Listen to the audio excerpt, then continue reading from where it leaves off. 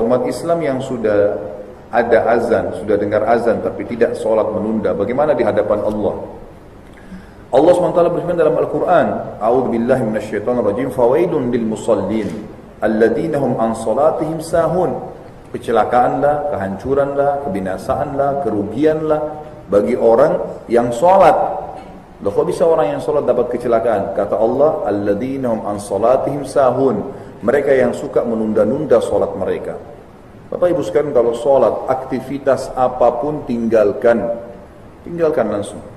Saya subhanallah kalau lagi meeting di Jakarta, bahkan sampai pernah meeting dengan bisnis yang cukup besar keuntungannya. Kemudian pas azan saya bilang, maaf, ini waktu azan saya mau sholat.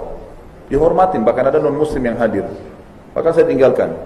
Kita lihat kemarin perilaku Raja Salman di Saudi, kedatangan Obama dari Amerika, azan asar, lagi menjamu tamu negara. Dia bilang, maaf saya mau sholat asar. Ditinggal sama dia, pergi sholat.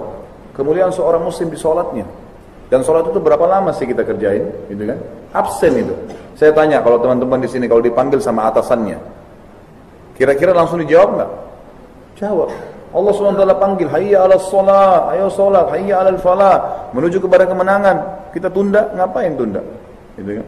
Sampai saya kemarin di Melbourne dan Sydney di Australia waktu diundang ceramah, ada teman-teman yang bilang, Ustaz, kami kerja sama orang non-muslim. Kami kalau minta waktu khusus sholat tidak dikasih.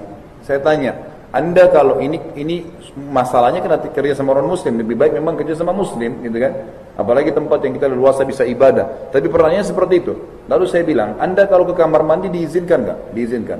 Berapa menit? Bebas Ustaz, tentu selesaikan hajatnya. Nggak mungkin orang buang air besar buru-buru gitu kan?